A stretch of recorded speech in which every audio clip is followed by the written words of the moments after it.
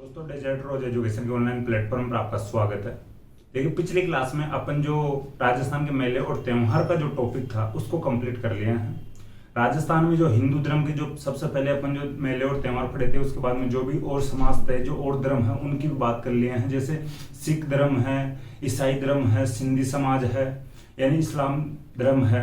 तो इन सब जो धर्मों की अपन बात कर लिए हैं, एक एक करके सब जो धर्मों के मेले और जो त्योहार होते हैं, या इस्लाम धर्म में मेलों को जैसे उर्स बोलते हैं, उनको अपन कंप्लीट कर लिया है। ठीक है, तो अब जो नेक्स्ट टॉपिक अपना रहता है, चलेगा आज से, वो अपन बात करते हैं राजस्थान के लोक देवताओं की। ठीक है, राजस्थान का लोक देवता है, राजस्थान के लोक देवता, ये जो टॉपिक है, देखिए इसको अपन नियमित तरीके से शुरू करते हैं। तो आज अपन बात करते हैं जो राजस्थान के लोक देवताओं की। देखिए, राजस्थान की जो ये लोक देवता होते क्या हैं, ये मैं बताने की कोशिश करूं। जो यहाँ पर जो स्थानीय जो लोग हैं, जो स्थानीय क्षेत्र में अपने जो वीरता के साथ लड़ते हुए जो शहीद होते हैं, उनको कालांतर में यहाँ की जनता या राजस्थान की जनता पूजना शुरू कर देती है, और वो फिर अपने परिचय भी बताते हैं जनश्रुतियों के अकॉर्डिंग, या जनता का जो मानना है या जनता की मान्यता है कि भाई उनको वो परिचय भी बताते हैं समय समय पर। तो उन जो लोग थे जो ज्यादातर अपनी वीरता के साथ लड़ते हुए शहीद होते हैं जनता की सेवा के लिए, उनको हम लोक देवता के रूप में पढ़ते हैं। जैसे कि मैं एग्जांपल देने की कोशिश करूं, देखिए अपन प्रॉपर तरीके से जो लोक देवता पढ़ेंगे, जो किताबी भाषा में, जो किताबों में जो अपने को मिलता है उल्लेख, वो तो अपन पढ़ेंगे। लेकिन जैसे आज भी वो शहीद हो जाता है, शहीद की अपन मूर्ति की स्थापना कर देते हैं और अपन उसके आगे से निकलते हैं, तो भाई कम से कम आस्था के अनुसार, यानी नमन करके तो निकलते हैं, झुककर सलाम करके तो निकलते हैं, इतना तो अपना जो फर्ज बनता है। लेकिन ऐसा होता है, यानी पहले के टाइम में यानी जो मध्यकाल की बात कर रहे हैं अपन, देखिए जो अगर ये जो लोक देवता अपन पढ़ते हैं, ये ज्यादातर गायों के लिए लड़ते हुए शहीद हो जाते थे, या जनता की सहायता या जनता की सेवा में लड़ते हुए शहीद हो जाते थे। फिर इनकी जो मूर्ति स्थापना, या जो जिस दिन ये इनका जो निधन होता था, ये शहीद होते थे, उस दिन से यानी उसी जो हर साल फिर जो मेले वगैरह जो लगना शुरू हो गए, जनता इनमें आस्था अपनी बढ़ा लेती है, जनता इनको पूजना शुरू कर देती है। तो ये जो लोग हैं, जो स्थानीय क्षेत्र के जो शहीद लोग, ज्यादातर की बात बता रहा हूँ, ज्यादातर लोग अपने जो जनता के लिए लड़ते हुए शहीद हुए हैं, उनको पूजना स्टार्ट किया है जनता के द्वारा, तो इनको लोक देवता कहा गया है। देखिए, मैं ये शहीद वाली जो बात बता रहा हूँ, जो लड़ते हुए शहीद होते हैं, तो ज्यादातर लोक देवताओं की बात आती है। अपन एक एक करके पढ़ेंगे, ज्यादातर को आपको सुनने को मिलेगा गायों की रक्षा के लिए लड़ते हुए शहीद होते हैं। तो आपने समझ, यानी आपके समझ में आ गया होगा भाई लोक देवता क्या है। ठीक है, देखिए अपने जो राजस्थान में जो एक दोहा चलता है, इन जो 5 जो मुख्य देवताओं के लिए, इनको 5 पीर कहा जाता है। तो यानी पाबू हड़बू रामदे मांगलिया मेहा, पांचू पीर पधारजो गोगा जी जेहा। ठीक है, ये जो एक दोहा चलता है, पाबू हड़बू रामदे मांगलिया मेहा, पांचू पीर पधारजो गोगा जी जेहा। अब मैं बताने की कोशिश करूं, देखिए यहाँ पर जो 5 आपके सामने जो इस दोहे में 5 देवताओं के नाम आपको, लोक देवताओं के नाम आपको दिखाई देंगे, आप भी समझने की कोशिश करना।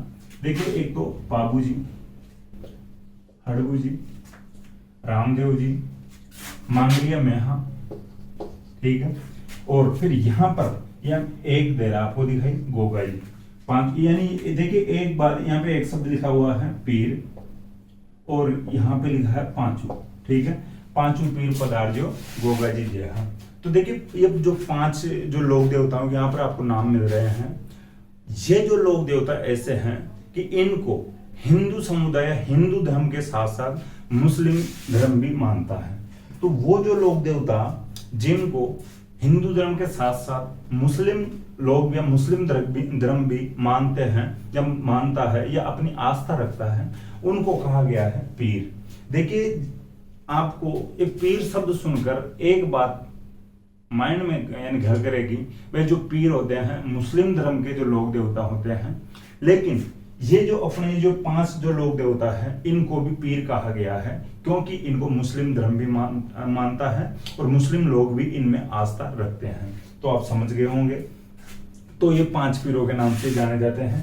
क्वेश्चन बन जाता है निम्नलिखित में से 5 पीरों में कौन कौन से लोक देवता सम्मिलित हैं। तो ऐसा देखिए इन 5 में से ऑप्शन मिल जाएगा आपको, और जो आपको गलत करवाना चाहेगा वो अलग जो लोक देवता मिल जाएगा। ये बात आपको समझ में आ गई होगी। एक बार वापस बोल के देख सकते हो दोहे को। इंपॉर्टेंट दोहा, इस दोहे से आपको 5 जो लोक देवता है, जो 5 पीर है, वो एक दोहे से याद रह सकते हैं। पाबू हड़बू रामदे मांगलिया मेहा, 5 पीर पदार्जियो गोगा जी जय। ठीक है, तो आपको समझ में आ गया होगा। अब बात करते हैं एक एक करके सभी लोक देवताओं की। सबसे पहले जो इस जो दोहे में जो 5 जो पीर हैं इनकी बात करेंगे। उनमें से भी जैसे सबसे पहले पाबू जी की कर लेंगे। ठीक है,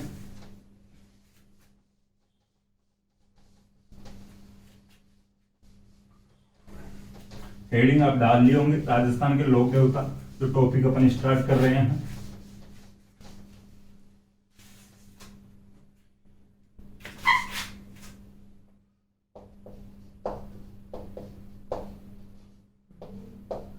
बाबूजी राठौड़ थे भाई, बाबूजी राठौड़। तो हेडिंग डाल लो। सबसे पहले अपन बाबूजी राठौड़ को पढ़ते हैं।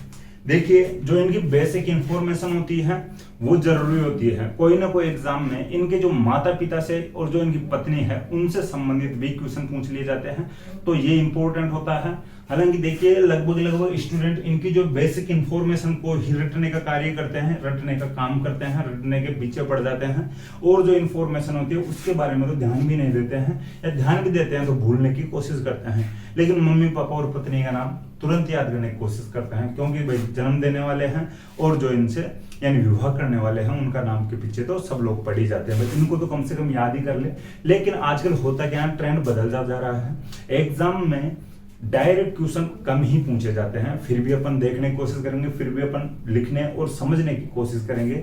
देखिए क्वेश्चन आजकल बहुत यानी घुमा फिरा कर आने लग गए हैं। आपको ऑप्शन क्लियर करना आना चाहिए, जो इनके फैक्ट्स होते हैं उनको क्लियर करना आना चाहिए। ठीक है, फिर भी मैं बताने की कोशिश करूं। इनके जो पिताजी का नाम, या जो सबसे पहले इनके जो जन्म की बात आती है तो कोलूमंड में इनका जन्म होता है। ठीक है, इनका जो कोलूमंड में जन्म होता है, ये जगह पड़ती है कोलूमंड जोधपुर में, तो आप लिख लेना बैग में जोधपुर। तो कोलूमंड में इनका जन्म स्थान है। इनके पिताजी का नाम आता है धांधल जी। धांधल जी इनके पिताजी का नाम है। देखिए अब धांधल जी कौन है थोड़ी सी मैं बताने की कोशिश करूं। शायद मैं मारवाड़ का राजवंश पढ़ा रहा था आपको, उस समय में भी अपन बात कर चुके हैं इनकी थोड़ी बहुत।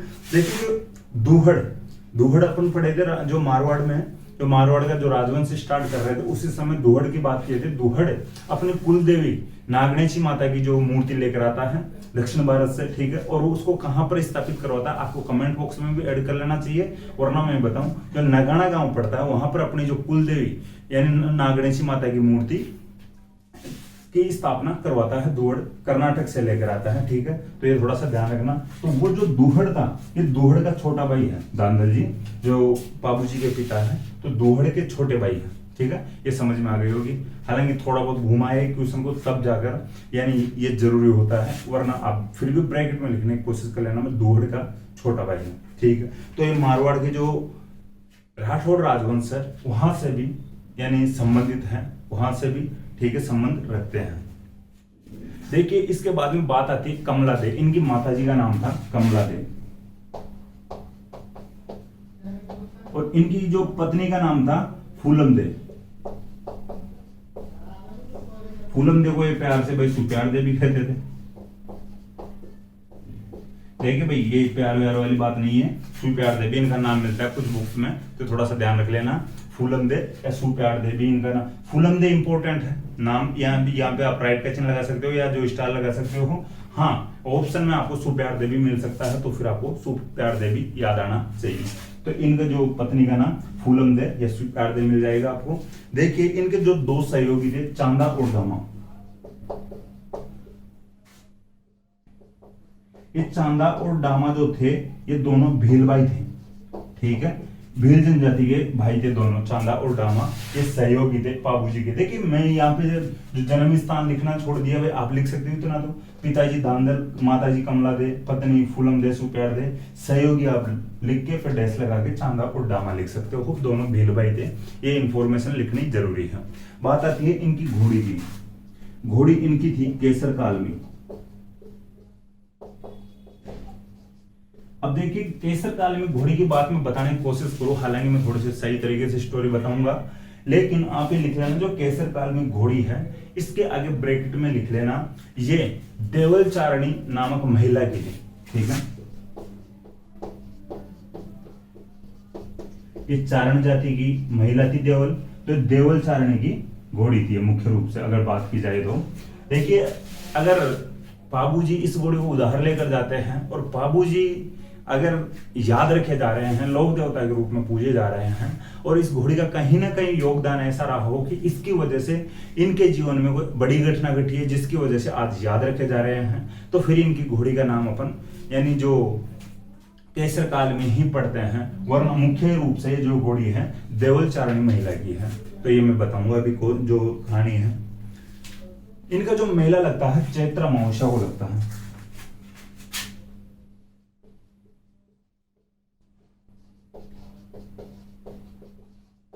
ठीक है। जो बाबूजी का मेला लगता है चैत्र अमावस्या को लगता है।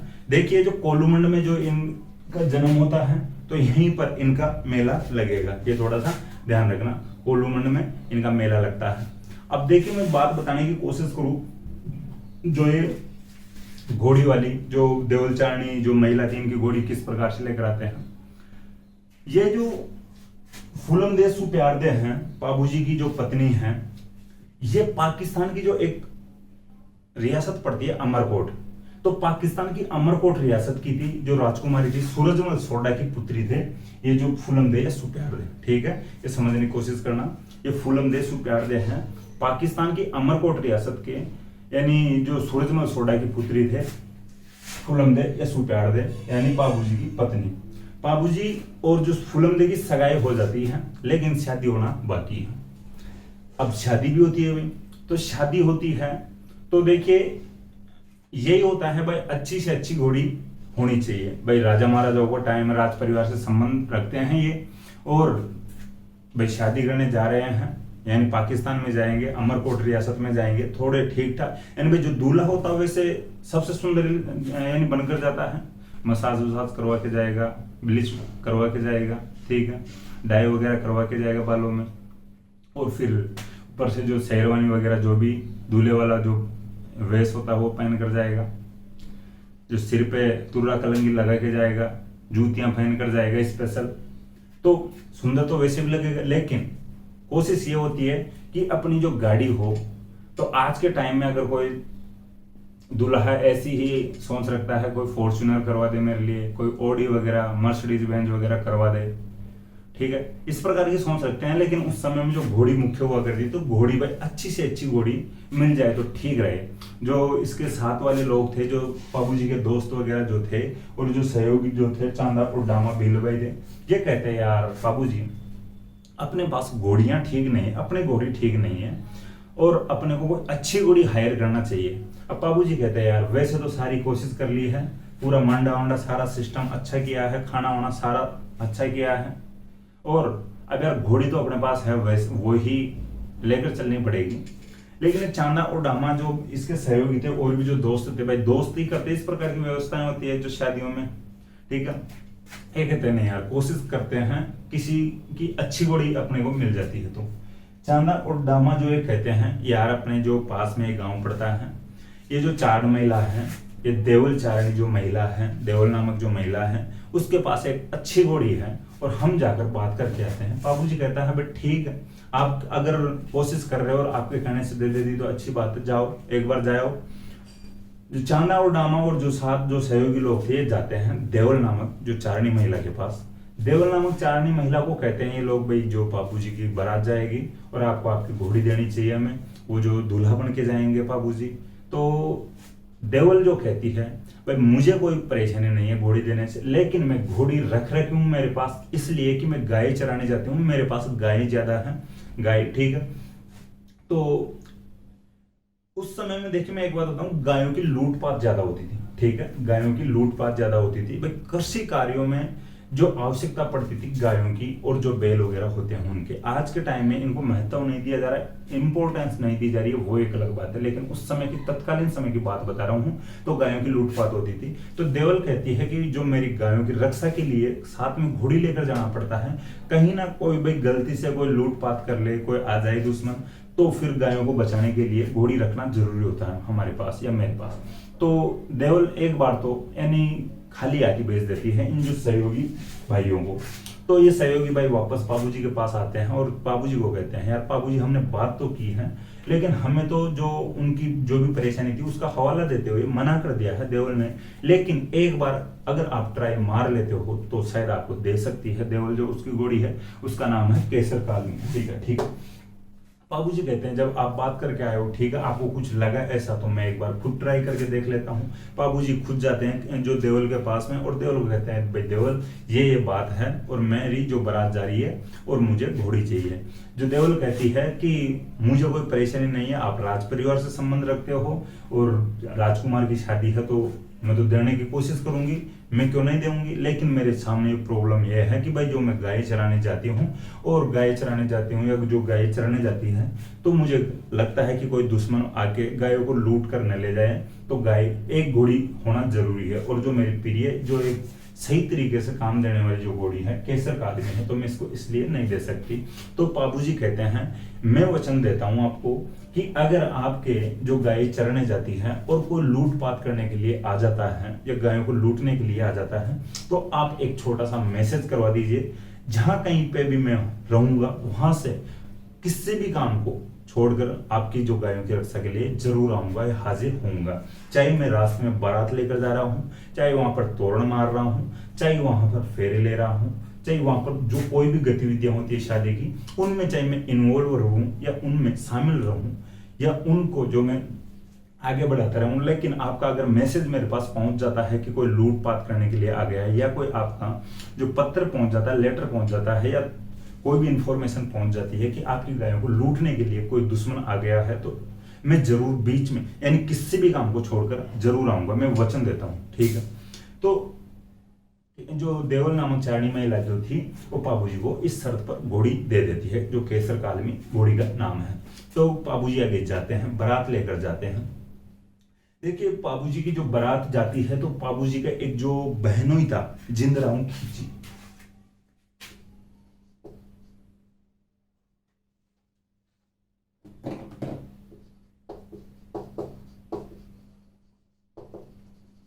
ठीक है, ये जो जिंदराव खींची बाबूजी के बहनोई थे, खास बहनोई थे। बाबूजी की एक बहन जिंदराव खींची से परिणय हुई थी, जो बाबूजी की बहन का जो रिश्ता या विवाह है इनके साथ हो रखा था, जिंदराव खींची का। जो जिंदराव खींची नागौर में एक जगह पड़ती है, जायल, जो जायल का राजा था। ठीक है, जायल नागौर में जगह पड़ती है, तो जायल का राजा जिंदराव खींची है, जो कि बाबूजी के बहनोई है, एक प्रकार से जीजा जी कह सकते हैं। जिंदराव खींची का जो साला लगता है बाबूजी राठौड़। ठीक है, ये बात आपको समझ में आ गई होगी। देखिए, अब बाबूजी बारात लेकर चले जाते हैं, यानी बंठन कर जाते हैं, दूल्हा बनकर जाते हैं बारात लेके, और जो अमरकोट रियासत में जाते हैं। पाकिस्तान की जो अमरकोट रियासत पड़ती है, सूरजमल सोडा की जो पुत्री दे, फुलम दे, सुप्यार दे, शादी के लिए जाते हैं। जो केसर कालमी की चर्चा चारों तरफ हो रखी है। केसर काल भाई, जो दूल्हा अगर बारात लेकर जा रहा है, बारात से ज्यादा चर्चा वहां पर जो अमरकोट रियासत में, यानी जो केसर काल में घोड़े की हो रखी है। लोगों को लगा, अमरकोट रियासत वालों को, यार ये क्या बात है, एक घोड़ी की चर्चा इतनी ज्यादा, और चलो ठीक है, अपन कोशिश करते हैं घोड़ी को परखने की भी। तो बाबूजी को कहते हैं, जो ये अमरकोट वाले, यार आप घोड़ी कर रहे हो, केसर काल में कर रहे हो, क्या खासियत है इसमें, आप हमारी घोड़ियों के साथ इसको जो टक्कर दिलवा के देख लो, यानी दौड़ करवा के देख लो। बाबूजी कहते हैं, यार ये तो गलत बात है कि हमारी जो घोड़ी है केसर कालमी है, मारवाड़ से चलकर अमरकोट रियासत तक पैदल यानी चलकर आई है, और आपकी घोड़ियां तो यहाँ पर फ्रेश तरीके से खड़ी है। आपकी घोड़ियां जो चारा पानी जो भी खा के, जो भी इनके जो डाइट वगैरह है वो लेके बैठी है, खड़ी है मस्ती से, तो ये जाहिर सी बात है जीत सकती है। लेकिन जो अमरकोट रियासत वाले इसी प्रकार के ताने बाने बन रहे होंगे या दे रहे होंगे ताने, तो बाबूजी को लगा भाई ठीक है, इतनी ही बात है, तो फिर ठीक है, करवा ली जाए दौड़। भाई जो अमरकोट रियासत वालों ने कहा भाई मान गए, इतने जल्दी हार मान ली, तो बाबू जी कहते हैं ठीक है, जो भी हारी हुई हो, हमारी घोड़ी चाहे थकी हुई हो, लेकिन आपकी घोड़े को बराबर में खड़ा कर दीजिए और दौड़ करवा लीजिए। तो जो अमरकोट की जो अमरकोट रियासत की जो घोड़ियों के साथ केसर कालमी की दौड़ करवाई जाती है, और उस दौड़ में भी केसर कालमी जो जीतती है। ठीक भाई, जो ये कहानियां हैं, तो अमरकोट रियासत वालों ने कहा, सोचा कि यार हार तो हो गई है, बेइज्जती भी हो गई है, अब तो कुछ ना कुछ बदला तो लेना ही पड़ेगा सही तरीके से। अमरकोट में भाई जो बाबूजी बारात पहुंच चुकी है, अब भाई तोरण मारने की बारी आती है, तोरण मारने का टाइम आता है। तो तोरण के समय में ठीक है, इस समय अपन बदला ले लेंगे अपनी हार का, जो अमरकोट वाले सोचते हैं। तो देखिए अपना ऐसा होता है कि जो घर के दरवाजे पर तोरण मारा जाता है, दूल्हा आता है तोरण मारता है।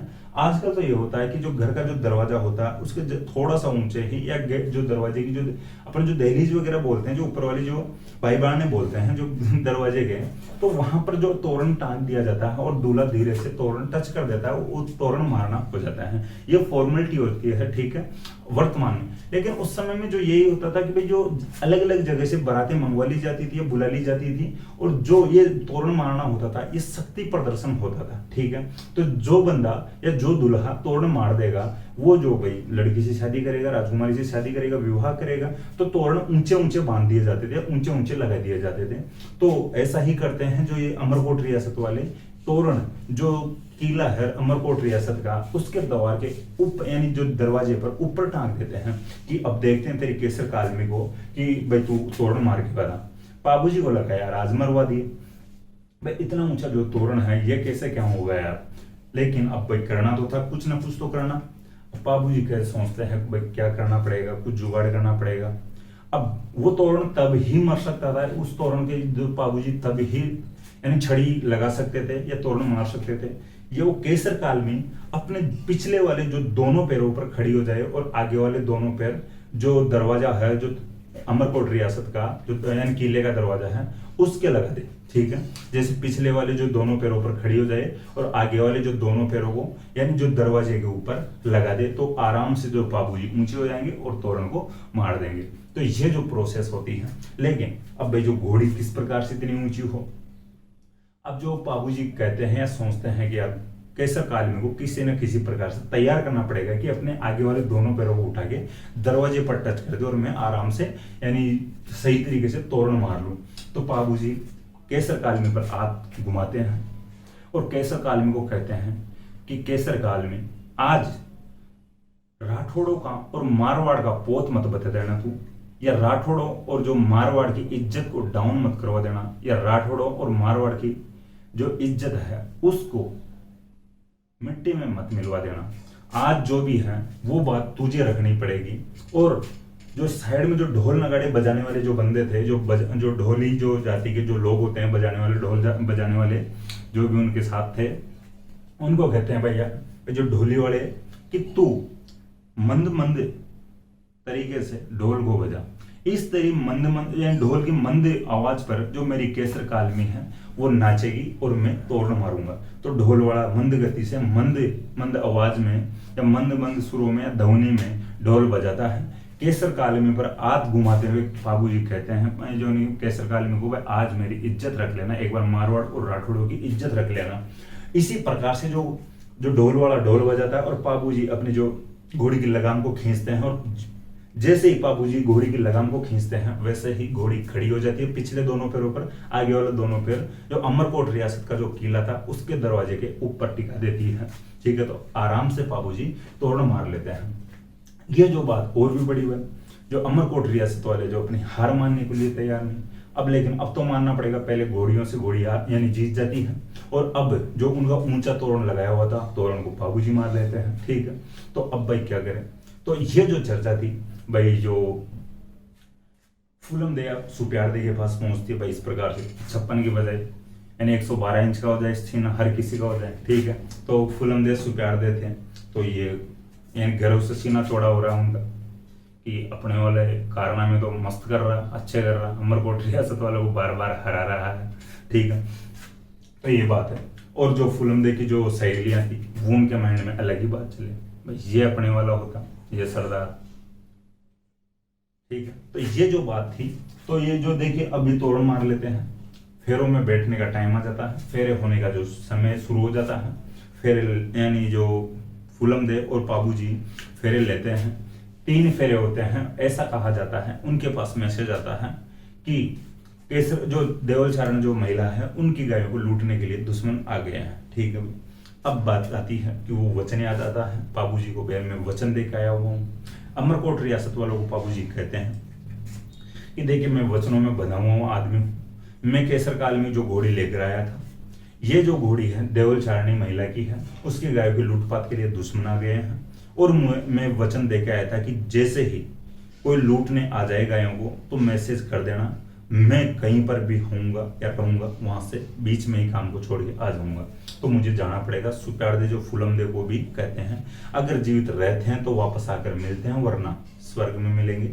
ठीक है। इसी प्रकार से बाबू जी वापस आते हैं, 3 फेरे ले चुके थे। देखिए मैं बता दूं, ये थोड़ा इंपॉर्टेंट फैक्टर फेरों का, जो अभी तक तो ये जो कहानी थी, जो कहानी मैं आपको बता दिया, बाबू जी और फूलम देव 3 फेरे लेते हैं। 3 फेरों के बाद में जो मैसेज आ जाता है कि गायों की लूटपाट हो गई है, यानी जो देवल चारणी खुद ही आ जाती है। इस प्रकार से वेश बना के, भाई मैंने तो पहले ही कहा था, गालियां निकालती हुई, भाई जो मैंने पहले कहा था कि इस प्रकार से लूटपाट हो सकती है, और आप शादी में बिजी हो, और आप कहाँ आने के लिए कहे थे, वे फलाना दिखा। इस प्रकार से जो बातें हैं, जो कहानी थी, वो मैं आपको बताने की कोशिश कर रहा हूँ। तो बाबू जी उठते हैं 3 फेरों के बाद में, उठकर वापस यानी जो गायों को बचाने के लिए जाते हैं। ठीक है। अब बाबू जी वहां पर लड़ते हुए शहीद हो जाते हैं। तो लड़ते किससे हैं? जो गायों को लूटने कौन आता है? जिंदराव खींची।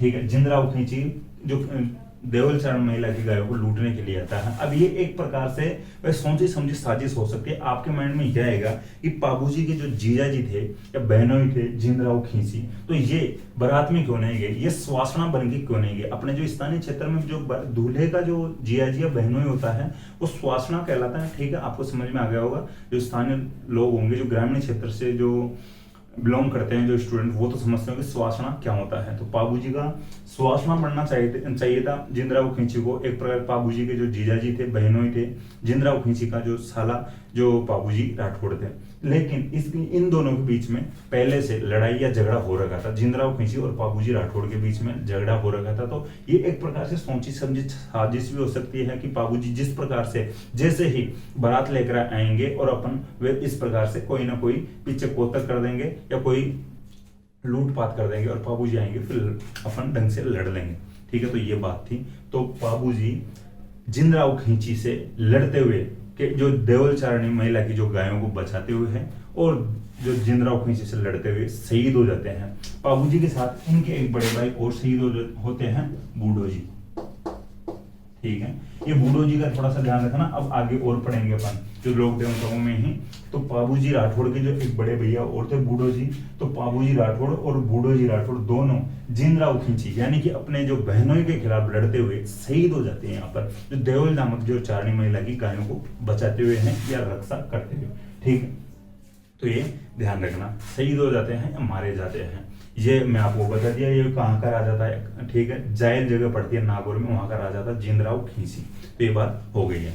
देखिए थोड़ी सी मैं इनकी माता के बारे में और बताने की कोशिश करूँ। एक कहानी और है कमला दे की। तो ये किस प्रकार से इनकी जो माँ है या माँ रहते हैं, नुमा बनते हैं, हकीकत में इनकी माँ कौन है, जो जनश्रुतियां जो कहानियां वो बताने की कोशिश करूंगा। देखिए जो स्वर्ग में जो अप्सराओं की अपन बातें करते हैं,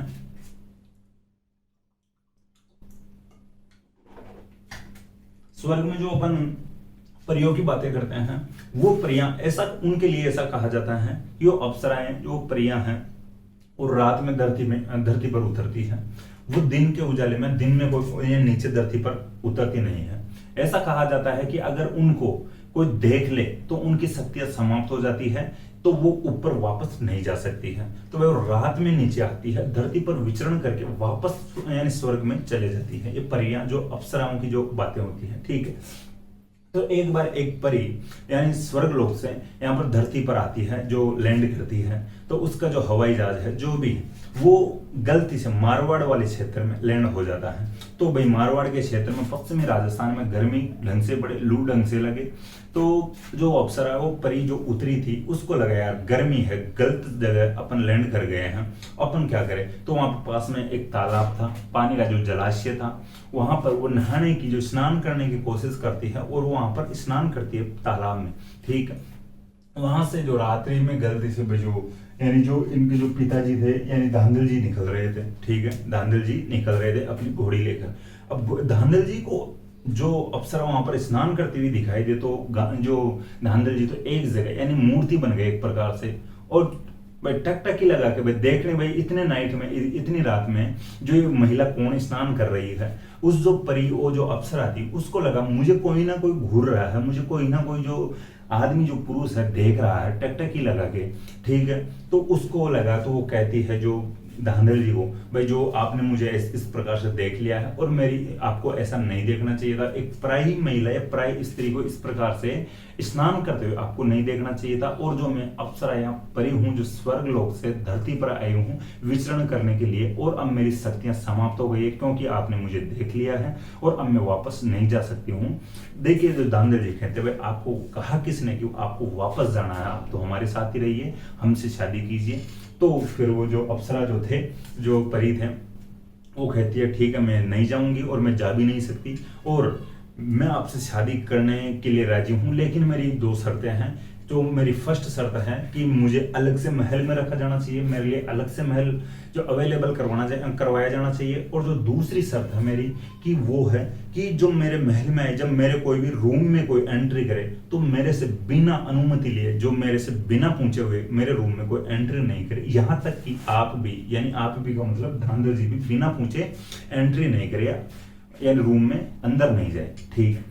धांधल जी कहते हैं ठीक है आपके लिए अलग से महल बनवा दिया जाएगा और आपके रूम में कोई भी एंट्री नहीं करेगा, यहाँ तक कि मैं भी एंट्री नहीं करूंगा, ठीक है। इस प्रकार से जो परिया अप्सरा थे वो शादी कर लेती है धांधल से, ठीक है। तो देखिए जो कालांतर में जो धांधल जी और जो अप्सरा जो परी थे उनके एक बेटा जन्म लेता है पाबूजी राठौड़ के रूप में, ठीक है। ये बात हो गई। अब पाबूजी राठौड़ काफी सुंदर थे, ठीक है।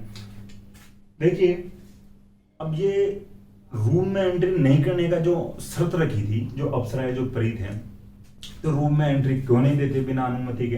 तो ये देखिए जो परी थे अप्सरा थे, अब इनकी इसकी समाप्त हो गई है शक्तियां।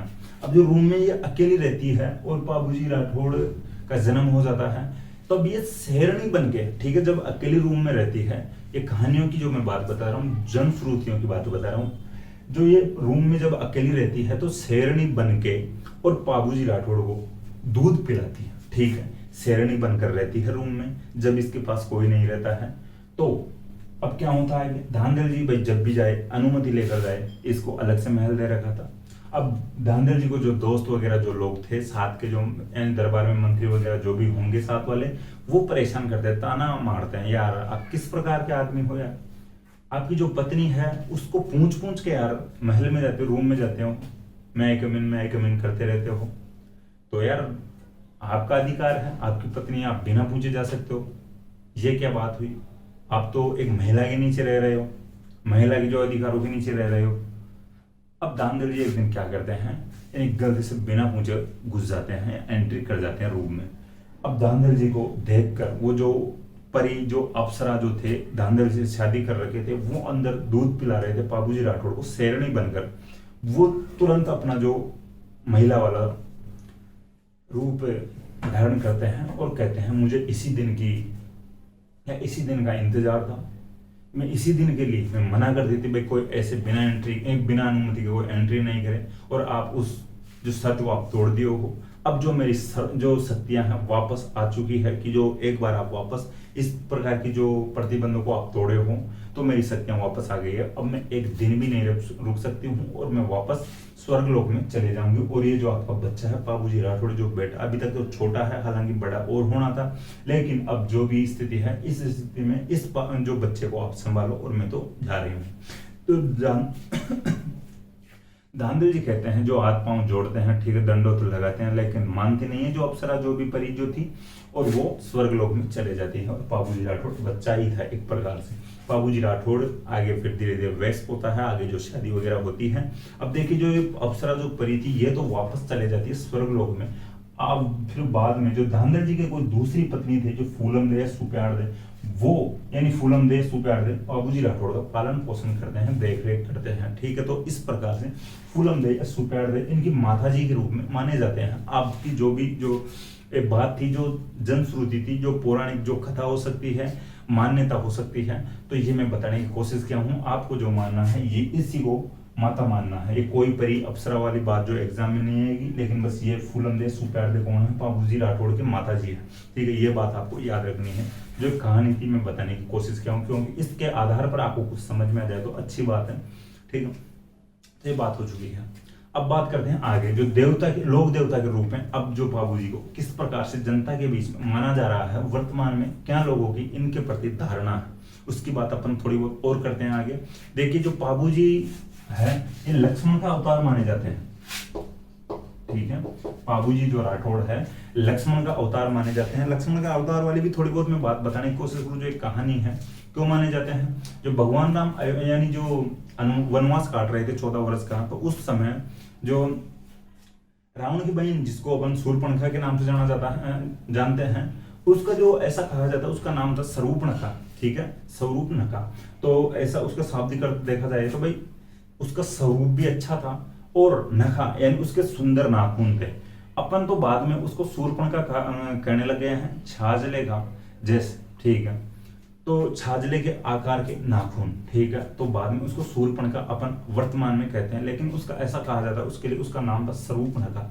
तो ये जो बात है, तो जो स्वरूपणखा भगवान राम के पास जाती है और भगवान राम को प्रपोज मारती है एक प्रकार से, कि कहती है कि मैं आपसे शादी करना चाहता हूँ। भगवान राम कहते हैं मेरे साथ तो माँ सीता है और मैं सीता से शादी करना चाहता हूँ, आगे हमारी शादी होगी, विवाह होगा, हम आपसे शादी नहीं कर सकते हैं। एक पोस्ट खाली है, एक जो वैकेंसी जो एक सीट है जो वैकेंट है, ठीक है। वो कौन है भाई, वो जो मेरे भाई है लक्ष्मण है, उनसे आप बात कर सकते हो। स्वरूपणखा को भगवान राम कहते हैं स्वरूपणखा।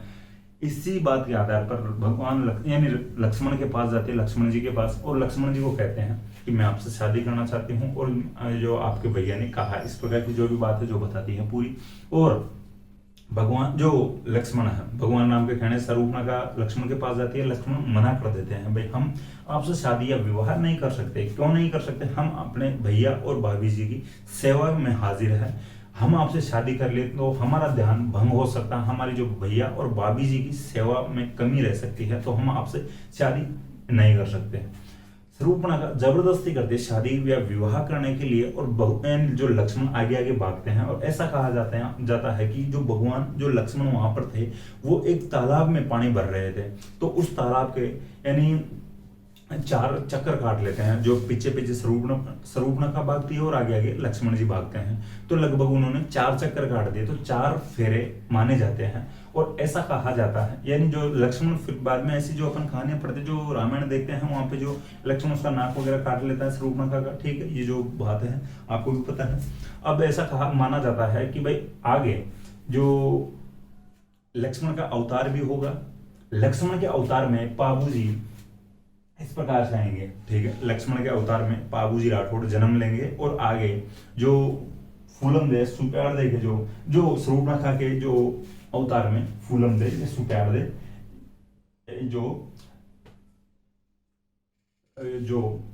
जन्म लेंगे। देखिए मैं अभी थोड़ी सी बात बताने की कोशिश करूँ, ये यहाँ पर मैं शायद मैं गलत बोल गया, मुझे लग रहा है जहाँ तक कि जो कहानी थी और श्रेणी अप्सरा वाली लास्ट में मैं बता रहा था वो फूलम दे सुप्यार दे तो बाबूजी राठौड़ की माता है, जो एक बाबूजी राठौड़ की जो पत्नी है, ये कमला दे की बात है भाई, कमला दे को मानना आप यहाँ पर, जो इनकी जो पालन पोषण करने वाली थी बाबूजी राठौड़ की, जो फिर कमला दे था। मैं शायद गलती से कमला दे की जगह यहाँ पे फूलम दे बोल गया, शायद मुझे लग रहा है ऐसा, तो अब ध्यान रखना। तो कमला दे उस परी के या उस अप्सरा के वापस आसमान में जो स्वर्ग लोक में जाने के बाद में कोई पालन पोषण करता है तो कमला दे करता है। धांधल जी की माता यानी जो पत्नी रहते हैं कमला दे, ठीक है। तो एक प्रकार से बाबूजी राठौड़ की माता है। बाबूजी राठौड़ की जो पत्नी तो फूलम दे सुप्यार दे है, पाकिस्तान की अमरकोट रियासत के सूरजमल सोडा की पुत्री है। ये थोड़ा सा ध्यान रखना, गलती होगी, सॉरी, ठीक है। अब बात कर रहे हैं अपन जो लक्ष्मण जी और जो शूर्पणखा वाले। तो ये जो इन लोगों की मान्यता, जो धारणा थी या जो मानना था कि भाई आगे या आगे वाले जन्म में जो लक्ष्मण जी का अवतार के रूप में पाबूजी राठौड़ जन्म लिए हैं, और जो शूर्पणखा के रूप में जो ये फूलमदेव सुपेरदेव ने जन्म लिया है, और ये उन्हीं का रूप है। तो 4 फेरे तो उन्होंने ले लिए था भाई, जो जल के चारों जलाशय गए या जो तालाब के चारों ओर चक्कर काट के जो फेरे ले लिए थे लक्ष्मण जी और शूर्पणखा ने, बाकी उनके 3 फेरे रह गए थे। तो 3 फेरे फूलमदेव और पाबूजी राठौड़ ने अमरकोट रियासत में ले लिए हैं। तो इनके 7 फेरे हो गए हैं, ठीक है। तो ये 7 फेरे, 3 फेरे और 4 फेरे वाली जो बात है, जो कहानी है, मैं समझा दिया हूँ आपको। और एक जो बात और बताऊं भाई, जो पश्चिमी राजस्थान है, मारवाड़ साइड है, तो वहां पर ऐसा ही कहा जाता, ऐसा माना जाता है कि 3 फेरे तो बाबूजी राठौड़ ने ले लिए थे और हम 4 फेरे ही लेंगे। वहां पर 4 फेरे ही लेने की जो मान्यता है, परंपरा। अब जो आपका कोई दोस्त वगैरह जो करीबी मित्र हो, उनसे बात कर लेना, उनकी कभी शादी में शामिल हो तो आप देख लेना। जो ये बातें हैं जो मैं बताने की कोशिश किया हूँ आपको, पश्चिमी राजस्थान के लोग ज्यादा मानते हैं कि भाई 3 फेरे तो बाबूजी राठौड़ ने और फूलमदेव ने ले लिए थे, और बचे 4 फेरे ही हम लेंगे, 4 फेरे लेंगे और 3 इन्होंने ले लिया था, तो हमारे 7 फेरे माने जाते हैं। ऐसी इनकी धारणा है। ये बात हो गई। बाबूजी को ऊंट रक्षक देवता के रूप में माना जाता है, पूजा जाता है, ठीक है। देखिए, यानी जो राजस्थान में ऊंट लाने का श्रेय अगर किसी को दिया जाता है, तो यानी जो सबसे पहले ऊंट लाने का श्रेय अपन दे सकते हैं तो बाबूजी राठौड़ को दिया जाता है। बाबूजी राठौड़ की एक भतीजी हुआ करती थी केलम, ठीक है।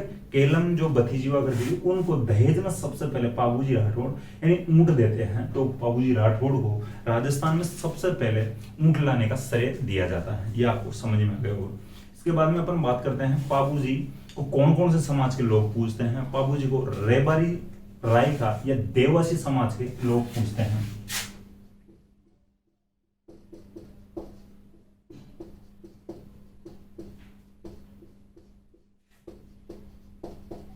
ठीक है, रेबारी कह सकते हैं, रायका कह सकते हैं, देवासी समाज कह सकते हैं। तो बाबूजी राठौड़ को ये जो समाज है, रेबारी, रायका या देवासी समाज के लोग पूजते हैं। ये जो लोग हैं ऊंट रखते हैं, तो ऊंटों की कोई भी बीमारी हो जाती है तो फिर बाबूजी राठौड़ को पूजेंगे कि हमारे ऊंट की जो बीमारी है वो ठीक हो जानी चाहिए साहब, हम आपको पूजते हैं, हम आपको ये चढ़ाएंगे, आपका वो जागरण वगैरह जो भी है करवाएंगे। तो इस प्रकार से ये जो लोग हैं बाबूजी राठौड़ को पूजते हैं। अब देखिए बात आती है, और बाबूजी एक प्रकार से शरणागत की रक्षा करने वालों में भी माने जा सकते हैं। क्यों माने जा सकते हैं, मैं बताने की कोशिश करूं। गुजरात के 7 थोरीबाई थे, ठीक है, गुजरात के 7 थोरीबाई थे।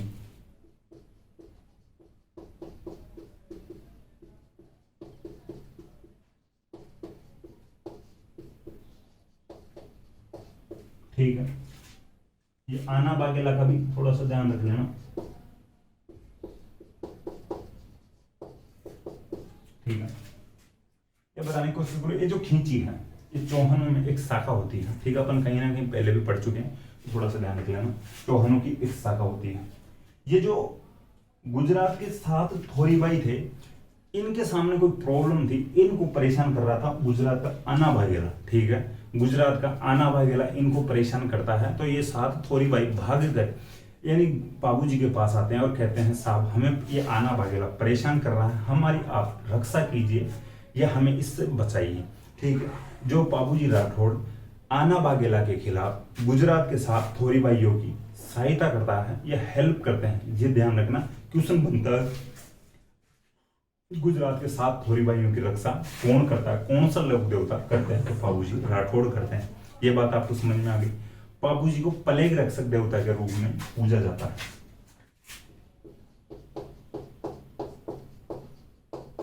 ठीक है। बाबूजी को प्लेग रक्षक देवता के रूप में पूजा जाता है, ये भी आपको ध्यान रखना है। कौन से लोक देवता को प्लेग रक्षक देवता के रूप में पूजा जाता है। इसके बाद में बात आती है भील जाति के, ठीक है। अपन बात कहते हैं भील जाति के जो भाई, इसके जो सहयोगी भाई है चांदा और ढामा, तो भील जाति के इसके सहयोगी भाई हैं जो बाबूजी राठौड़ के, इनके जो सहयोगी भाई हैं। तो इन्हीं ये जो यहाँ के जो भील जाति के लोग होते हैं, जो बाबूजी की जो यानी फड़ होती है उसका वाचन करते हैं, ठीक है। जगह यहाँ पर मिलती है,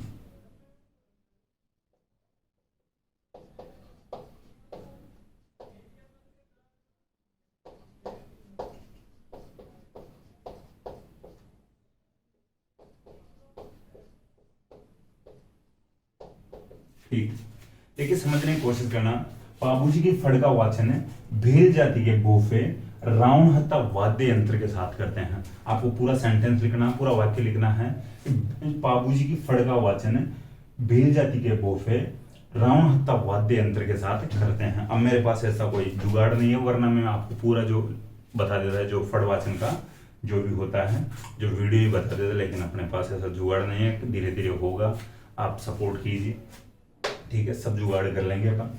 तो फड़वाचन भील जाति के बोफे रावण हत्ता वाद्य यंत्र के साथ करते हैं, ये ध्यान रखना भाई। इनके जो बोफा आता है, इसके साथ बोफी भी आती है, बोफा की पत्नी बोफी कहलाएगी, ठीक है, ये थोड़ा सा ध्यान रखना। तो बोफा और बोफी आती है और पाबूजी की फड़ का वाचन करते हैं।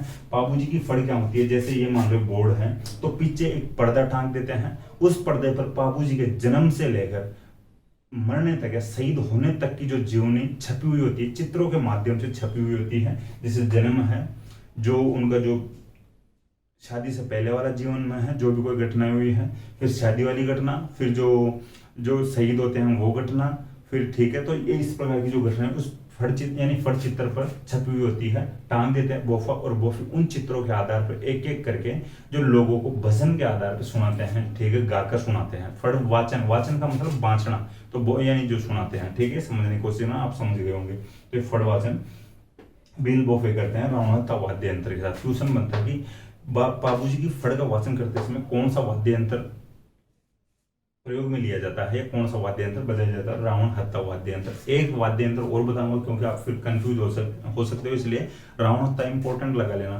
बाबूजी के पवाड़े भी गाए जाते हैं, ठीक है,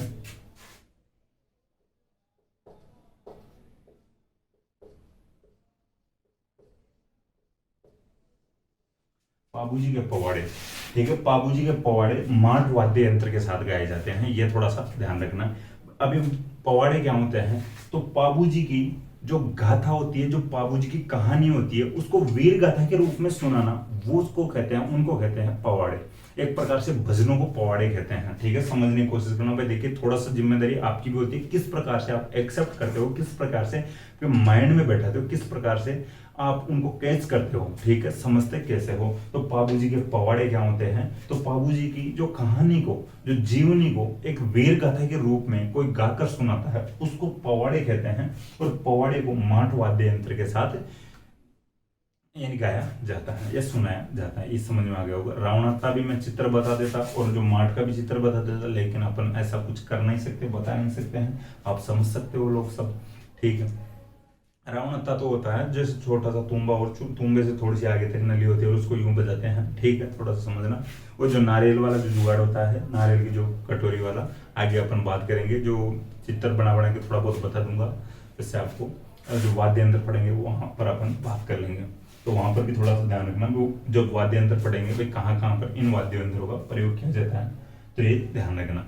यह बात हो चुकी है बाबूजी के पवाड़ों की और बाबूजी की फड़ी। अब थोड़ी सी बात है बुक्स की, ठीक है, एक नोट और डाल के लिख लेना भाई। जो मैं कहीं पर क्वेश्चन देखा था कि जो बाबूजी की जो मूर्ति है किस प्रकार से अपने को प्रतीत होती है, तो बाबूजी की जो मूर्ति है भाला लिए हुए अश्वारोही के रूप में बनाई जाती है, ठीक है। बाबूजी की मूर्ति होती है जो हाथ में भाला लिए हुए है और अश्वारोही यानी घोड़े पर सवार के रूप में बनाई जाती है या दिखती है। तो ये थोड़ा सा ध्यान रखिए, मैं क्वेश्चन देखा था तो ये आ सकता है अभी, तो ये थोड़ा सा माइंड में रखना। अब बात आती है, मैं कुछ बुक्स का नाम बताता हूँ, हालांकि मैं 2 बुक्स का नाम लिखने की कोशिश करूंगा यहाँ पर बोर्ड पर, और जो बाकी की जो 2-3 और बुक्स है उनका नाम मैं मौखिक बोल दूंगा, लिखना चाहो तो लिख लेना, ज्यादा इंपॉर्टेंट वो नहीं है, जो मैं लिखूंगा वो इंपॉर्टेंट है। पाबू प्रकाश, ठीक है, पाबू प्रकाश जो पुस्तक है इंपॉर्टेंट पुस्तक है।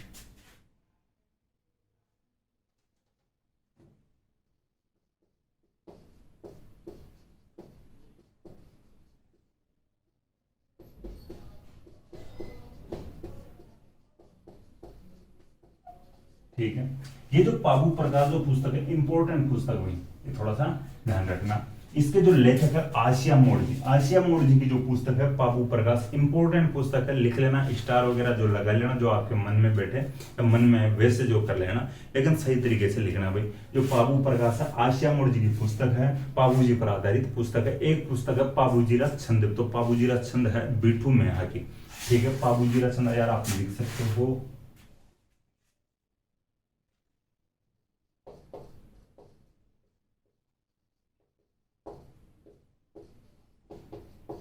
ठीक है। पाबूजी राज छंद की यहाँ पे बीच में समझने की कोशिश करना। तो पाबूजी राज छंद भी एक जो पुस्तक है, ये बिट्टू यानी बिट्टू मेहा की पुस्तक है। तो ये दोनों पुस्तक इंपॉर्टेंट है। बिट्टू मेहा, अभी बिट्टू यहां से लिखे ना, और मेहा जी मांग लिया, अपन स्टार्टिंग में लिखा था मांग लिया मेहा, तो वहां से जो मेहा उठा लेना। अगर आपको नहीं लिखना आ रहा हो तो मुझे लगता है कि आप लिख लोगे, ठीक है, इतना तो विश्वास है भाई आप पर। तो बिट्टू मेहा, तो पाबूजी राजचंद बिट्टू मेहा की है, और पाबू प्रकाश आसिया मोड़जी की है। देखिए जो ये आसिया मोड़जी, आसिया जाति है और मोड़ इनका नाम है। और जो बिट्टू मेहा की बात आती है तो बिट्टू इनका जो जाति है और जो मेहा इनका नाम है, ठीक है, पहले जाति और बाद में जो नाम लिखते हैं। तो इस प्रकार से है। पाबूजी रा दूहा एक और पुस्तक है जो इनमें दोहे लिखे गए हैं, पाबूजी पर आधारित है। ये लग्गे राज के हैं, ठीक है, लग्गे राज, लट्टू वाला ल, गड़ी वाला ग, राज वाला राज, आप सब लोग समझते हो, ठीक है। तो पाबूजीरा दूहा लग्गराज की है। एक और लिखना चाहो तो लिख लेना पाबूजीरा सोरठा, वो सोमनाथ की है, ठीक, सॉरी सोमनाथ नहीं, रामनाथ है, रामनाथ है, ठीक है, सोमनाथ नहीं है भाई, रामनाथ है। तो ये ध्यान रखना। पाबूजीरा सोरठा, वो सोरठे दोहों, जो दोहों की जैसे ही लिखे जाते हैं, सौराष्ट्र वाले, ठीक है, जो सोरठे कह सकते हो, तो ध्यान रखना।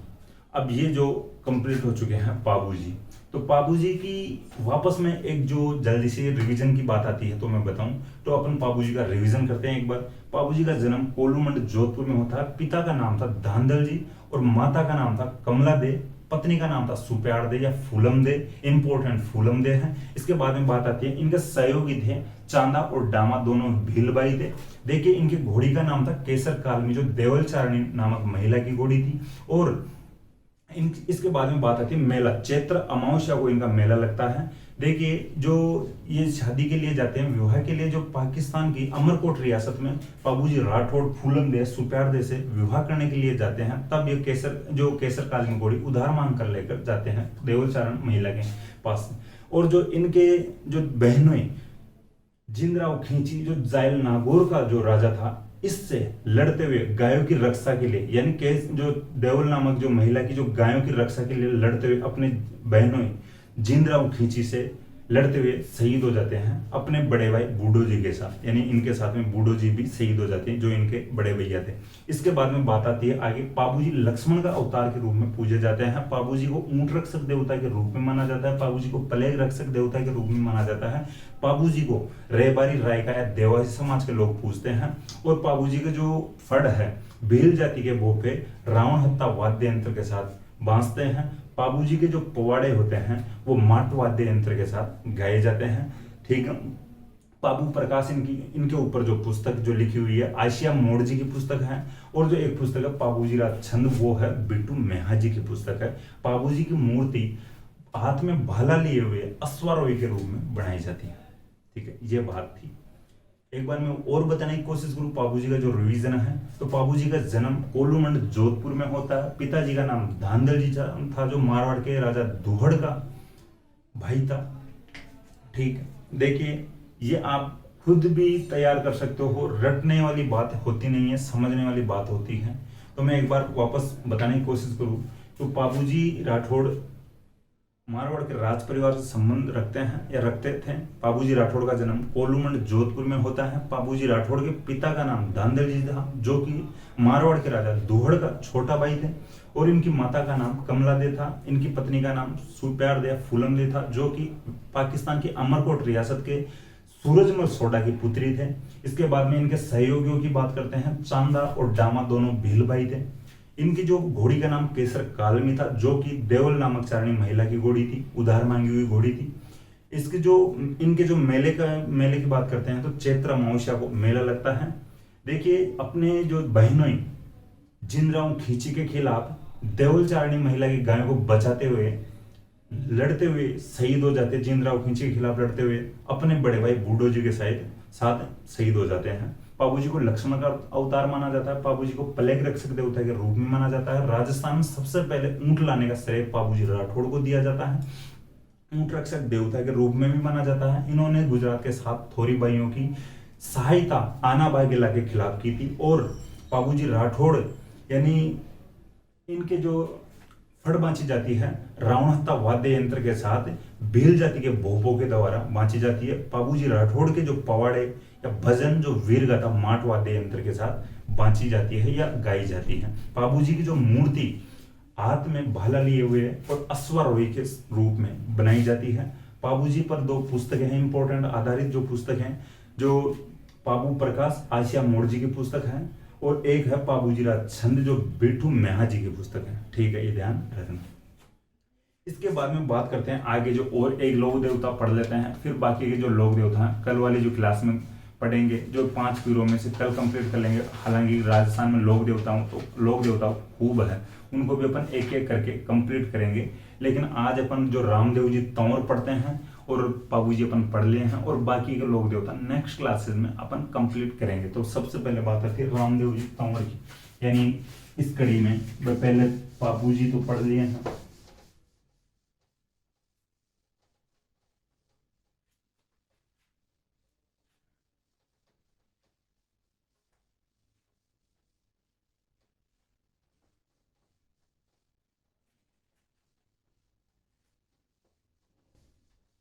लेकिन लोक देवताओं से क्वेश्चन कंफर्म आता है, लोक देवी से भी क्वेश्चन आता है एग्जाम्स में, तो ध्यान रखना।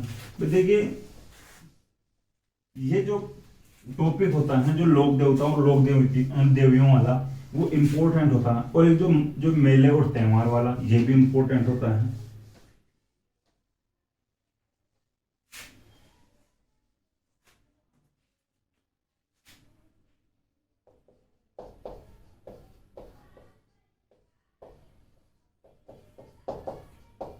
रामदेव जी तंवर, ठीक है, ये ध्यान रखना। तो बात आती है जन्म की, तो जन्म इनका होता है उंडू काश्मीर बाड़मेर में। किस स्थान पड़ता है बाड़मेर में? उंडू काश्मीर, ये बाड़मेर में जगह पड़ती है, तो ध्यान रखना। उंडू काश्मीर बाड़मेर में जगह पड़ती है, यहाँ पर इनका जन्म होता है जो रामदेव जी तंवर का। देखिए रामदेव जी तंवर के जो पिताजी थे अजमाल जी थे,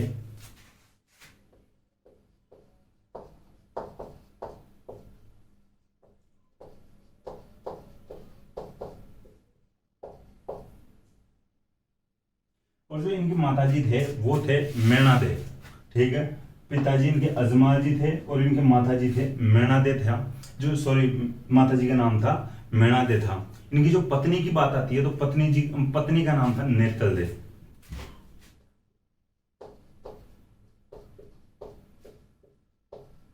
ये जो नेतल दे थे ये भी पाकिस्तान की जो अमरकोट रियासत की बात आती है तो दलेर सिंह सोडा की पुत्री थे। ठीक है, ये नेतल दे थे जो कि रामदेव जी तंवर की जो पत्नी थे, ये जो थे पाकिस्तान की अमरकोट रियासत के जो दलेर सिंह सोडा की पुत्री थे। ठीक है, अमरकोट रियासत के दलेर सिंह सोडा की राजकुमारी कह सकते हैं, पुत्री कह सकते हैं। तो थोड़ा सा ध्यान रख सकते हो आप ये बात कि बाबूजी राठौड़ और रामदेव जी तंवर एक प्रकार से साडू भाई कह सकते हैं अपन, साडू थे भाई दोनों।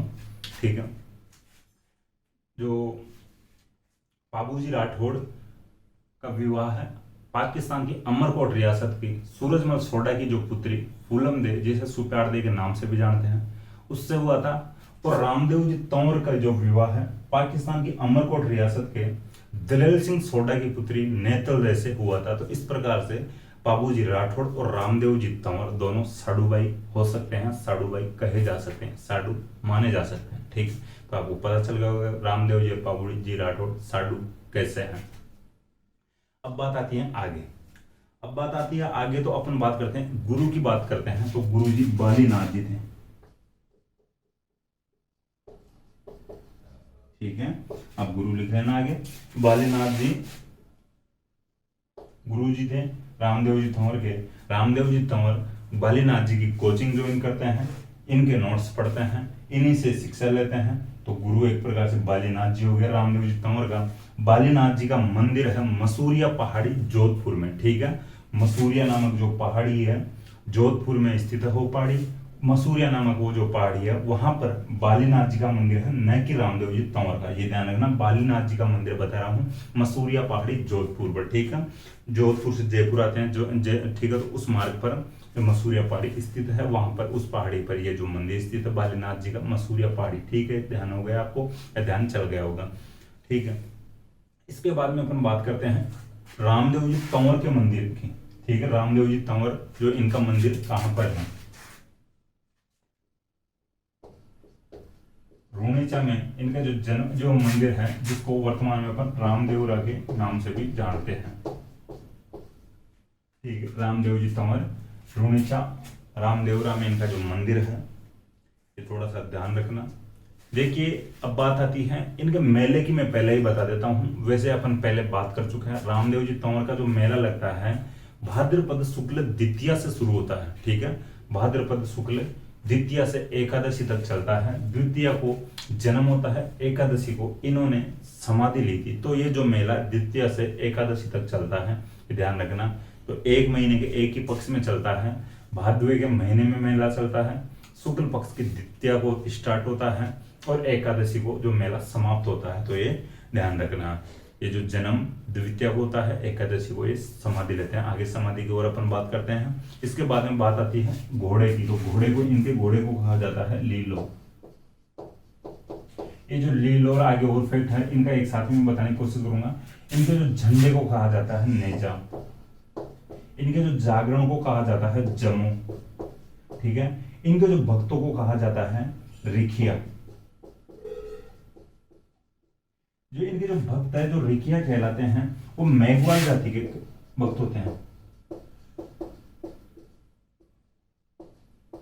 ठीक है। जो मेघवाल भक्त होते हैं उनको रिखिया कहते हैं, ठीक है। ये थोड़ा सा ध्यान रखना। देखिए भक्तों द्वारा जो गाए जाते हैं, इनकी जो आराधना में जो भक्त जो भजन गाए जाते हैं उनको बयावला कहा जाता है,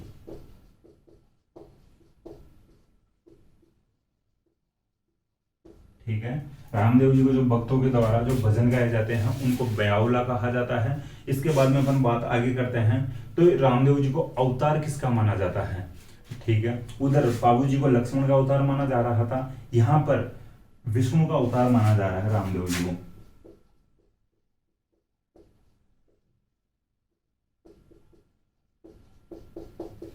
ठीक है। रामदेव जी तंवर को भगवान विष्णु का अवतार माना जा रहा है, यह माना जाता है। बात आती है आगे, रामदेव जी को पीरों का पीर भी कहा जाता है,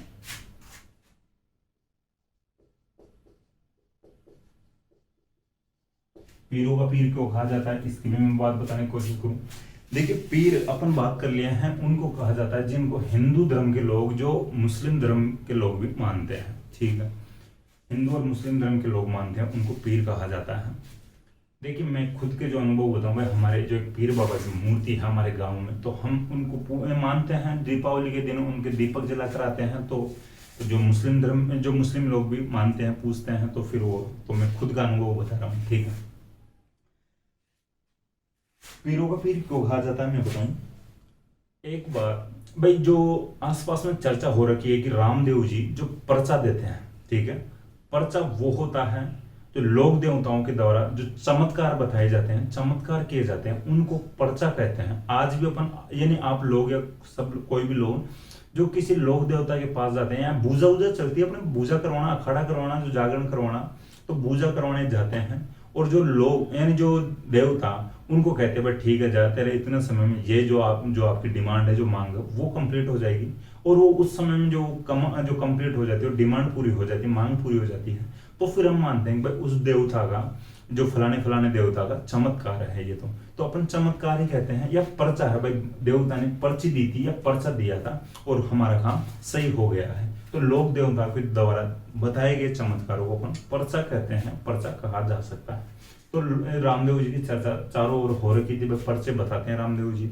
एक बार कोई मुस्लिम संत आए रामदेव जी के पास, मुस्लिम संतों को, जो मुस्लिम संत आए तो स्वागत सत्कार किया रामदेव जी ने और कहा भाई ठीक है आप खाना खाओ।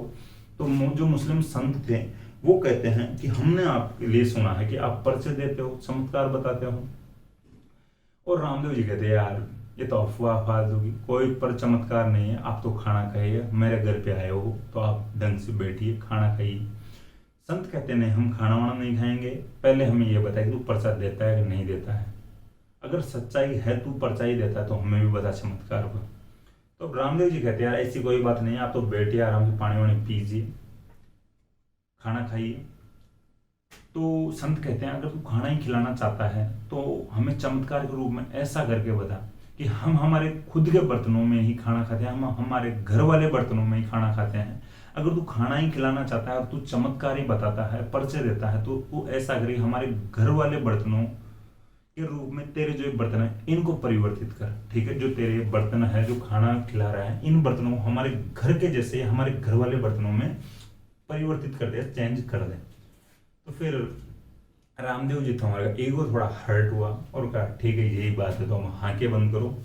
और हाके बंद करता है, जो मुस्लिम संत हाके बंद करते हैं, रामदेव जी चमत्कार बताते हैं, कहते हैं आंखें खोलिए। और संतों ने देखा क्या बात है, संत दंडोत प्रणाम करते हैं रामदेव जी को और वो पाते हैं कि बर्तन हमारे घर वाले ही हैं। ठीक है, तो वो फिर मानते हैं कि भाई हम तो पीर है और आप हो जो पीरों के भी पीरो, हमारे भी पीर अब आप हो। तो पीरों का पीर रामदेव जी को कहा जाता है, ये बात थी, पीरों का पीर को कहा जाता है। ठीक है, ये बात आपके समझ में आ गई होगी। इसके बाद में आगे और बात करते हैं। तो देखिए रामदेव जी तंवर ने भाद्रपद शुक्ल एकादशी को रामदेवरा में जीवित समाधि ली थी। ठीक है, भाद्रपद शुक्ल एकादशी को नोट करके लिख लेना ये बात। रामदेव जी तंवर ने भाद्रपद शुक्ल एकादशी को रामदेवरा जो स्थान है रूणीचा में जो जीवित समाधि ली थी। रूणीचा पहले नाम था, रामदेव जी की वजह से इसका नाम आजकल जाना जाने लगा है, रामदेवरा के नाम से भी जाना जाने लगा है। ठीक है, समझ लेना। देखिए इनसे एक दिन पहले भाद्रपद शुक्ल दशमी को इनकी एक जो धर्म की बहन थे डालीबाई मेघवाल,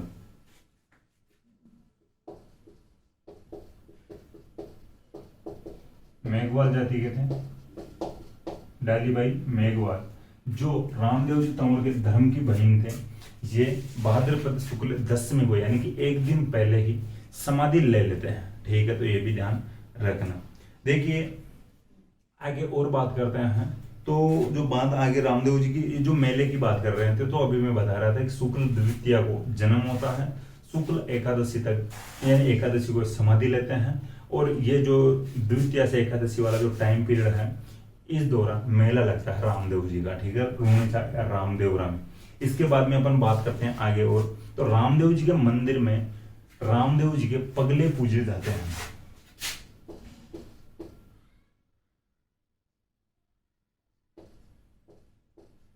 ठीक है, रामदेव जी के मंदिर में रामदेव जी के पगले पूजे जाते हैं। पगले क्या होते हैं, जब रामदेव जी ने समाधि ली थी उससे पहले इनके जो पैरों के छापे ले लिए गए थे और उन पैरों के छापों की आकृति के पैर बनाए जाते हैं एक मार्बल जो एक पत्थर पर। ठीक है, और उनको स्थापित करवा दिया जाता है मंदिर में और उनकी पूजा की जाती है, उनको कहा जाता है पगले।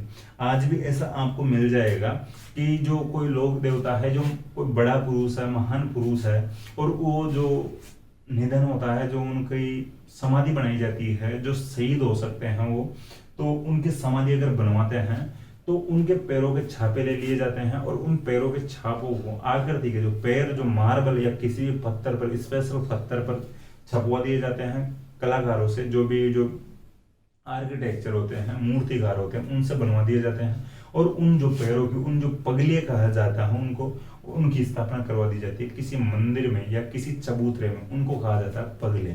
ठीक है, मेरा खुद का अनुभव बताऊंगा, ये हमारे जो गांव में जो योगी या योगी समुदाय होते हैं उनके जो चबूतरे बने हुए हैं, उनके जो लोगों के जो समाधि बनी हुई है, वहां पर जो ऐसे पगले देखने को मिलते हैं, मैंने खुद ने देखे हुए हैं। ठीक है, तो ये बात आपको समझ में आ गई होगी।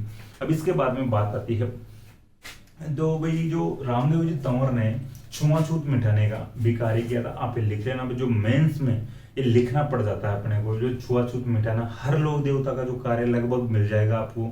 जो महापुरुष होते थे छुआछूत मिटाने का कार्य खूब बड़े स्तर पर करते थे, तो यहाँ पे लिख सकते हो आप कि रामदेव जी तंवर ने समाज में छुआछूत मिटाना और हिंदू मुस्लिम एकता स्थापित करने के मामले में भी कार्य किया था, बढ़ चढ़कर कार्य किया था।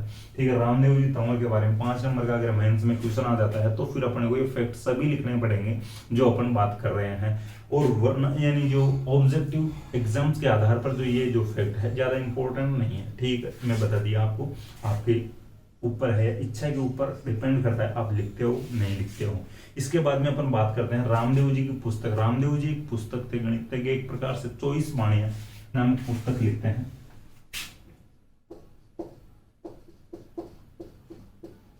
ठीक है, ये रामदेव जी की पुस्तक है 24 वाणियां, इसका नाम है रामदेव जी की पुस्तक का। तो क्वेश्चन बनेगा कि रामदेव जी की पुस्तक का नाम क्या था, निम्नलिखित में से रामदेव जी की पुस्तक कौन सी है? तो 24 वाणियां आपको ऑप्शन में मिल जाएगा। ठीक है, तो इंपॉर्टेंट पुस्तक है लोक देवता के जो पुस्तकों के रूप में। इसके बाद में बात आती है एक पंथ की स्थापना की थी रामदेव जी ने, कामड़िया पंथ।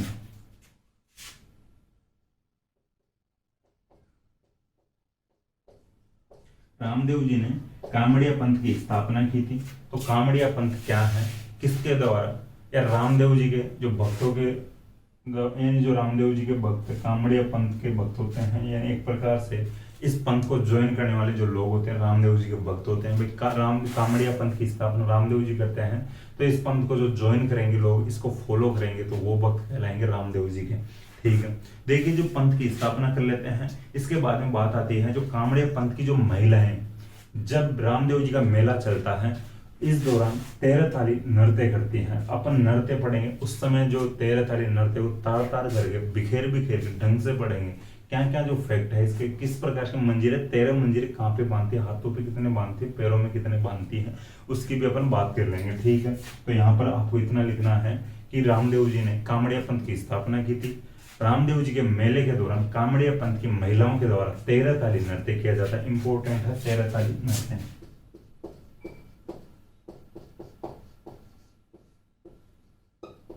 ठीक है, 13 ताली नृत्य कामड़िया पंथ की महिलाओं के द्वारा रामदेव जी के मेले के दौरान किया जाता है। जो रामदेव जी का मेला लगता है भाद्रपद शुक्ल द्वितीया से भाद्रपद शुक्ल एकादशी यानी कि 11 तक चलता है। ठीक है, ये बात आपको समझ में आ गई होगी।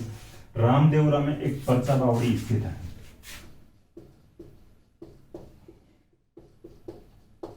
ठीक है, ये ध्यान रखना, रामदेवरा में परचा बावड़ी स्थित है। क्वेश्चन बनता है कि परचा बावड़ी कहां पर स्थित है, तो रामदेवरा में स्थित है।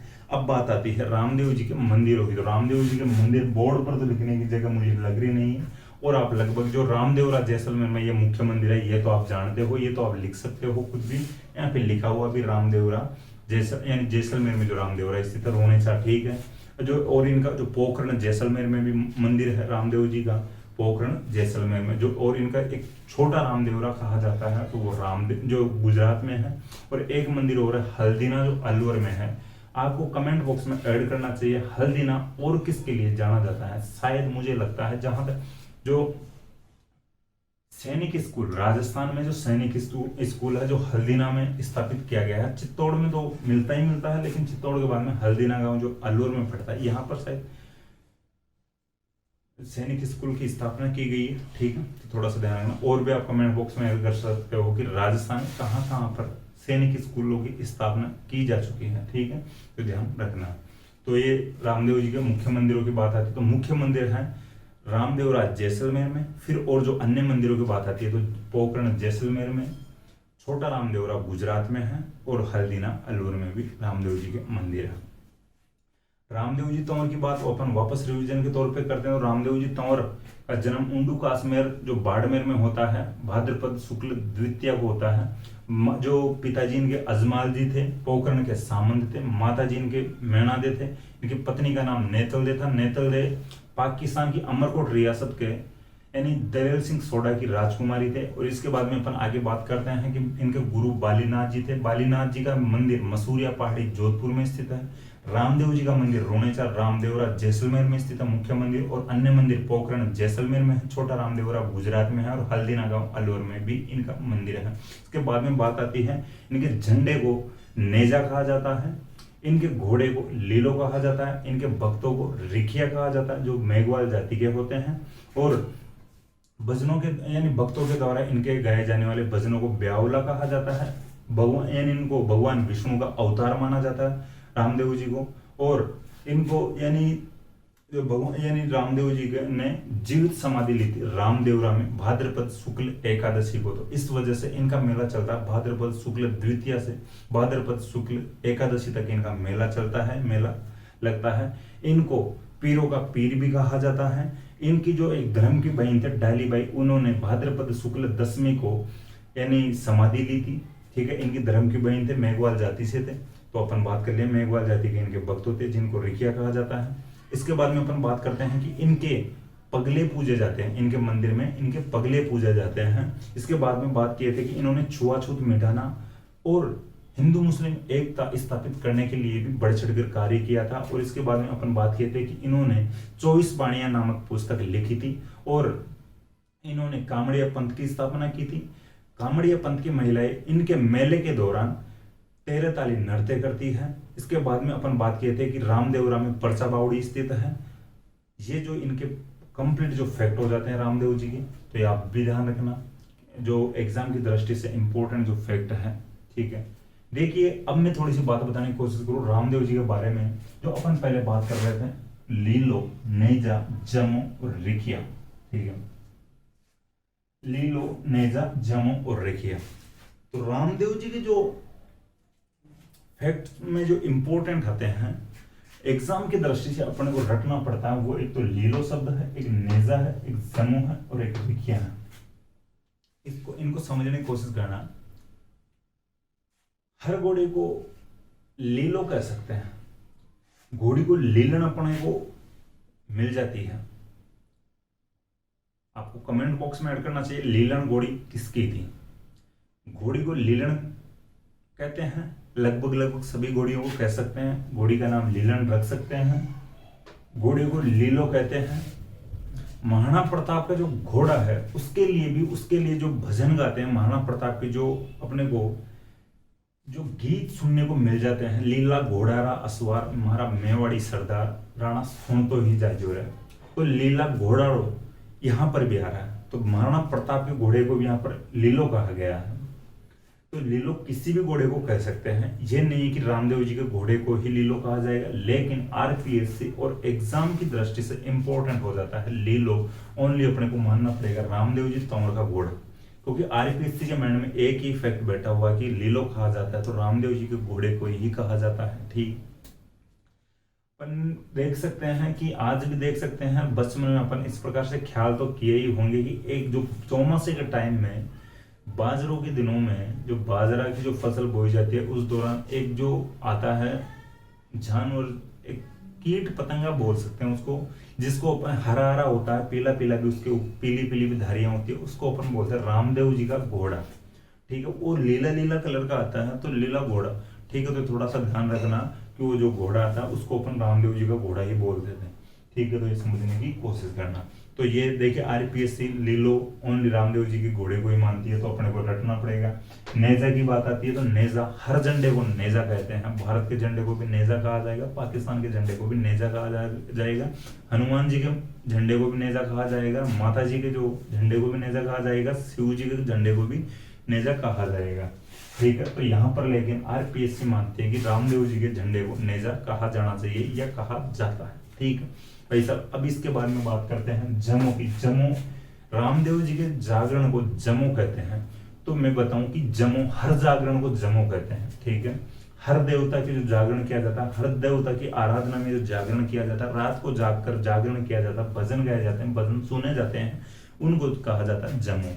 इसके बाद में बात आती है रिकिया। रिकिया संतों को कहा जाता है, ठीक है। जो भी ऋषि जो संत होते हैं उनको हर ऋषि और जो संत को रिकिया कह सकते हैं।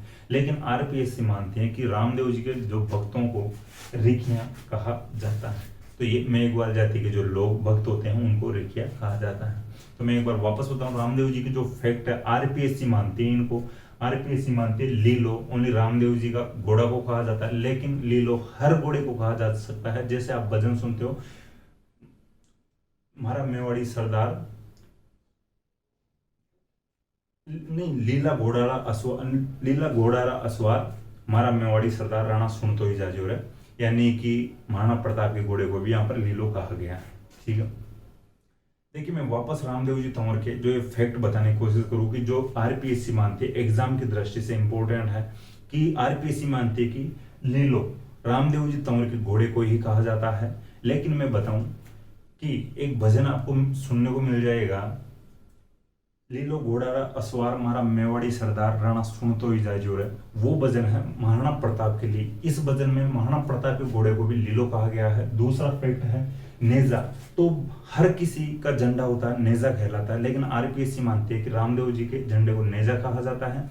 भारत का झंडा भी नेजा होगा, पाकिस्तान का झंडा भी नेजा होगा, अमेरिका का झंडा भी नेजा होगा, बालाजी का झंडा भी नेजा होगा, शिव जी का झंडा भी नेजा होगा, माता जी का झंडा भी नेजा होगा। ठीक है, तो यहाँ पर लेकिन आरपीएससी रामदेव जी के झंडे को नेजा मानती है। बात आती है जम्मू, रामदेव जी के जागरण को जम्मू कहा जाता है, ऐसा आरपीएससी मानती है। लेकिन मैं कहूंगा कि हर जागरण को, हर देवी देवता की आराधना में जो जागरण किया जाता है रात्रि में जागकर, उसको कहा जाता है जम्मू। ठीक है, इसके बाद में एक फैक्ट हो रहा था रिखिया, तो आरपीएससी मानती है कि रामदेव जी के जो मेघवाल भक्तों को रिखिया कहा जाता है। लेकिन मैं कहना चाहूंगा कि रिखिया का शाब्दिक अर्थ था ऋषिया संत, ऋषिया संत को ही रिखिया कहा जाता है। तो ऋषिया संत हर देवी देवता के हो सकते हैं, हर संप्रदाय के हो सकते हैं, उनको रिखिया कहा जाता है। तो ये फैक्ट है। लेकिन आरपीएससी मानती है तो अपने को रटना पड़ेगा, अपने को एग्जाम में करना पड़ेगा कि रामदेव जी के झंडे को ही नेजा कहा जाता है, घोड़े को ही लीलो कहा जाता है, भक्तों को रिखिया कहा जाता है और एक जागरण को जम्मू कहा जाता है। ठीक है, तो ये बात है। नेक्स्ट क्लास में मिलते हैं, नेक्स्ट क्लास में और बात करते हैं, जो भी बचे हुए हैं जो लोक देवता उनकी बात करेंगे। ठीक है, थैंक यू।